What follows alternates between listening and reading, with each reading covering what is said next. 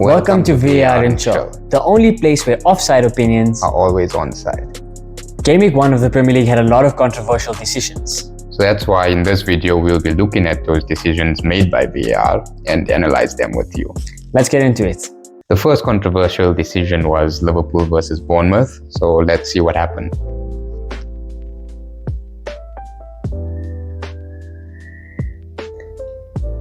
Well, you see, the thing is, how is that not deemed as a red card? It should be a red card. I mean, he's also the last defender there. He's the last defender, right? You have Ekitike, who's really, really quick. About to latch onto this ball. He's about to push forward with it. The defender knows he's in trouble. And not just Ekitike is about to latch and go, and he has a potential one-on-one with the keeper. But at the same time, not trailing far behind him to the right is Mohamed Salah, who's also really quick. So you have the potential of having two Liverpool fast players heading towards the goal, having a 2-on-1 with the keeper. And this guy has now, on purpose, it's clear. It's clear. He's hit it away with his hand, so it goes past Ekitike, so we don't have the chance.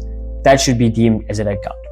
I mean, it seems clear and obvious to me, you know. Senesi tries to control it with his thigh. He misses. And then he reaches out to get the ball. I mean, it's a clear end ball, clear red card. Liverpool were most likely going to score from that.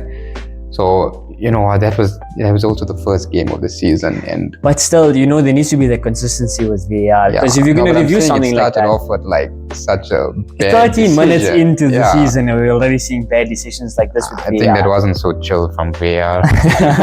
Definitely. Because like when you look at this, I always think back to last season. I don't know if you remember that Arsenal versus Bournemouth game. Arsenal lost 2-0. Saliba, no? The Saliba challenge. He made that challenge on the near the halfway line. This challenge was even closer to the goal than the Saliba challenge. The Saliba challenge was very close to the halfway line. And that was deemed as a foul. It was a foul. He pulled the man down. It's clear, denying a clear goal scoring opportunity. He got a red card. And that was less than a year ago. Exactly. So why was that deemed as a red card? Because he was denying a clear goal scoring opportunity, and this was deemed as carry on. He had no intention or whatever bullshit they came up with. But I don't think VAR can even look at the intent of the player. You know, only the player can know what he's doing in his mind. Definitely. So I definitely feel that with him reaching out to get the ball, obviously he made an error. That he's a red card. Fair enough. So that's 0 points for VAR so far. So the next controversial decision we have was Eze's goal for Crystal Palace against Chelsea. You see, look, when I first watched it, when I was watching the game, I said, that's a goal, you know, no foul, no nothing. Let's play. But afterwards, the referee made an announcement now, and it says that for law 13 of the FA laws, says that let me just read it here actually. It says that when there is 3 or more defending team players that form a wall, all attacking players must remain at least 1 meter away from the wall until the ball is in play. So, you know, the referee said that Marque pushed Moises Caicedo. They were looking at a foul first. They say it's not a foul. Not a foul, but then they went to the law of the game, and because Gay was pushing Caicedo, and then he was less than a meter away from the Chelsea wall. 100%. And then Eze kicked the ball. 100%. So, So I don't think it's a wrong call from VAR in this situation completely, because that is the rule. The rule's been binding since what, 2019? 2019. So it's been 6 years. So if the rule's been binding for now 6 years, they should be following that rule. And rightly so, they did it in this situation. According to that rule of theirs that they made 6 years ago, that is not a goal. And obviously the goal was disallowed. Fair enough. But where's the consistency? Because the thing is, think about it, right? How many free kicks have you watched in the last 6 years? Plenty. And there's always defenders within that wall. There's always, if your team is taking a free kick, one of your other players is standing in the wall. He's standing in that wall of 3, 4 or 5 players, and it's not a problem. But now all of a sudden they want to use the rules and actually, it's fine. If there's a rule and they use it, you can't complain. But there's no consistency. They haven't been using this rule. Otherwise, whenever we watch, we'll be looking out for that. Exactly. You'll be saying, oh, but there's a guy in that wall. No, you don't think about it. You just say, oh, my player's standing in the wall. Goal, nice. It's a goal from a free kick, and that's good. But now, if you're gonna use these rules once, you should be always using it. It shouldn't be a case of when it suits them best, because it also makes you feel that, you know what, they disallowed the goal. They said it was a foul with Caicedo. They went to VAR. They checked, no foul. Then it almost feels like they want to stick with their decision, where it's like, you know what, we made a mess up, and it's clear we're always making mess ups. We've made already enough mess ups in this weekend. So we'll implement the actual rules now, which is fine. You should always be implementing the rules. So 100%, VAR got the call right in terms of disallowing the goal, but they need to be consistent. There's no consistency. Throughout the season, we need to see more of that, and the teams need to be aware of that. 100%. Because if you don't know what to do then, because you don't know if they're going to follow their own rules or not, because 90% of the time, they don't follow their own rules. It's terrible. So I guess that's 1 point. We'll give it half a point for VAR for that. We'll give it half, because they should have been implementing this from 2019. We haven't really seen it. Maybe in the other leagues we've seen it, but I mean, it's just the first time I'm seeing it. Same. The next decision we'll be looking at is from the Man United versus Arsenal game. Saliba's challenge on Cunha. Let's take a look. You see, now I think that's a penalty. That's a foul. I also think so. Because look at it, right? When you look at how Saliba's body shape is going in for the tackle, he's almost leaning back. So of course he's going to go down. He can't complain that he's being fouled if he's the one falling already. He sees the ball is coming towards Cunha. His back is faced towards His back is facing towards Saliba. He's not going to know it, because I've seen enough pundits and enough people online saying that no, Cunha fell into Saliba. He saw Saliba and went down on purpose, and he was dramatic about the fall. Dramatic about the fall is one thing, because nowadays we know how it is in the Premier League. If you feel contact in the box, you go down and you're getting a penalty. Any contact on the pitch, people just fall down. You just fall. You feel the contact, you go down. You get the foul. That's a completely different story though, because the way it looks is that Cunha is trying to do some sort of skill where the ball's coming to him. He's going to take his right foot and pull it behind him. He messed up the skill. Maybe not the most skillful player on the pitch. But aside from messing it up, he got the ball first. He touched the ball. When Saliba makes contact with him with his left foot, it looks like he tramps Cunha at the back. It looks like he holds his foot is on the back of Cunha's foot, and with Cunha's momentum, Cunha's foot is planted already. Exactly.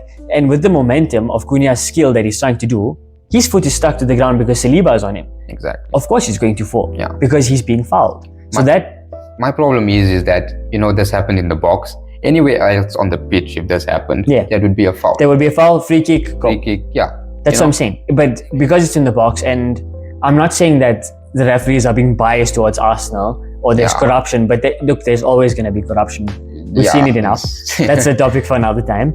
But when you look at this challenge, it looks like almost the referees just didn't want to give it in, because it's a clear foul. I don't think in any other game, I don't think that's not a penalty. You know what I mean? It has to be a penalty, and there's no consistency again. Because if it was the other way around, would Arsenal have gotten that penalty? I think most likely I think they would have gotten it. So I think Saliba has actually fouled Cunha there. I think so too. And if you look at so the ex-PGA MOL chief Keith Hackett, he started to defend the decision, and he said that Saliba has made genuine attempt for the ball and Cunha is already on his way down. VAR isn't going to get involved because it's not clear and obvious error. You know what? He says that Saliba made a genuine attempt for the ball. That's fine. Every player wants to play Everybody the ball, makes an attempt for the ball. But if you get the man in the interim before you get the ball, it's a foul. That's a foul. That's how the game works. Exactly. So I really don't understand Keith Hackett's take on this, but it doesn't make any sense. Why? Like, obviously every player is going for that ball.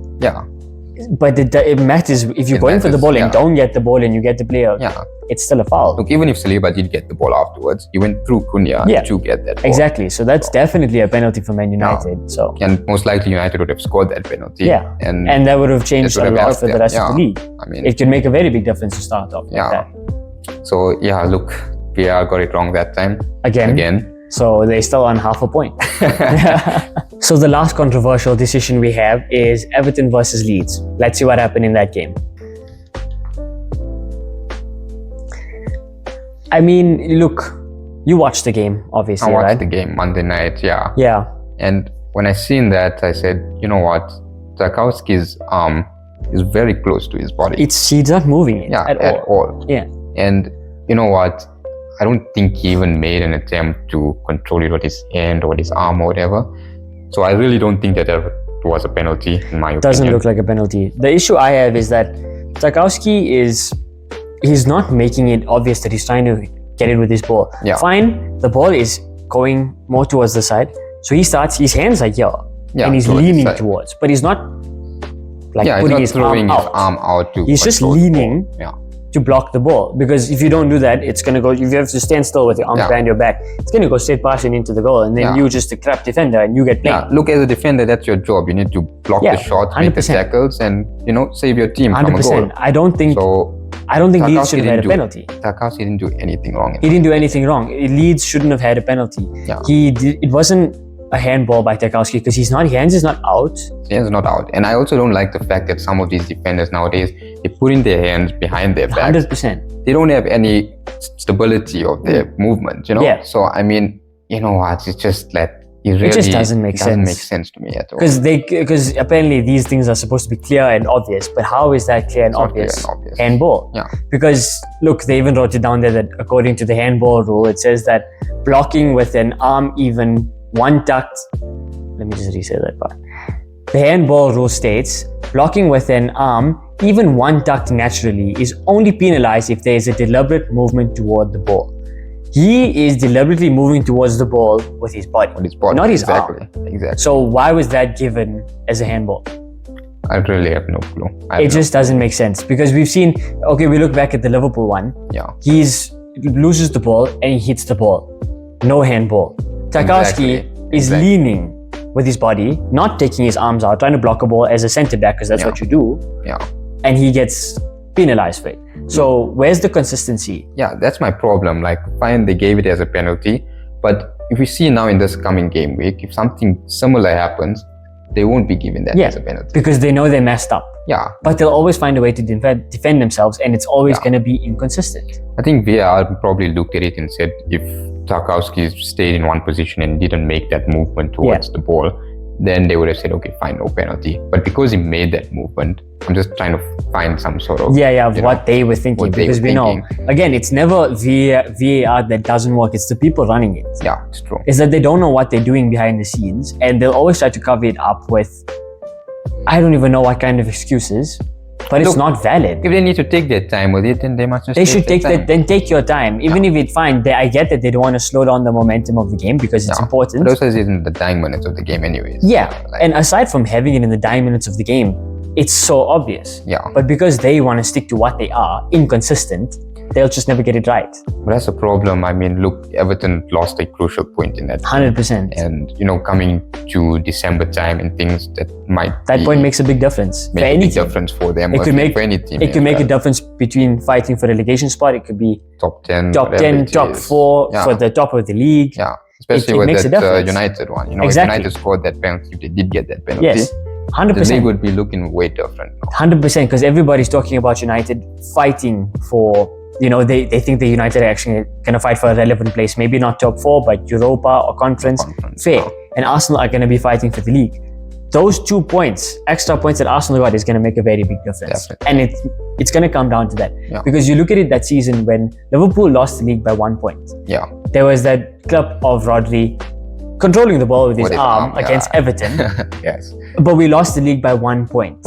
Things like that make a massive difference. Whether it happens in the first game or the middle of the season or the last game, it makes a difference. Exactly. Every point makes a difference. Yeah.